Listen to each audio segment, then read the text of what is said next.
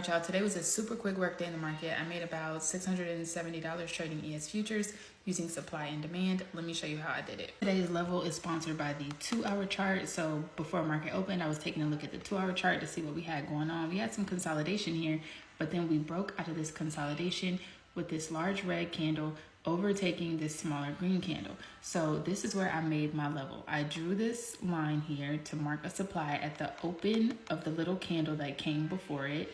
And then I made this little rectangle to shade in the boundary so I would know where to put my stop loss. Now y'all remember, this candle was not here yet, okay? The market hadn't opened yet, so this candle wasn't here. Essentially, it looked like this, right? And price was sitting right here, and I was waiting for price to come back up to the level in order for me to trade it. So like, it looked like this, right? The level is up here, price was down here. I was waiting for price to come back up to the level.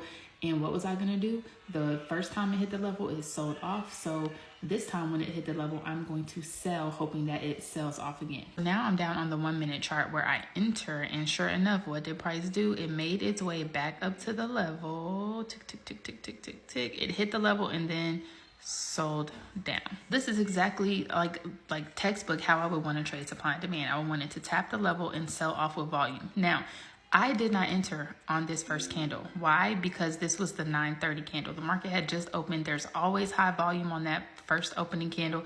So I typically don't enter when the market first opens. However, I also look for confirmation in my Heiken Ashi candles. So this was the 9:30 candle. We had a uptrend here. This candle was green. As the 9:30 candle went on, it flipped red and got super skinny with these 2 wicks at the top and bottom. Remember, a strong trend on Heiken Ashi equals flat bottoms or flat tops. So when that second candle opened with the flat top going into the trend, I entered here and I sold it down. And whoa, price consolidated a little bit before dropping more. I did not hold through all of that. I just made my little $600 and left the market. But that's the whole point for me. I don't want to be sitting on the charts all day. I just want to come in, make some money and go.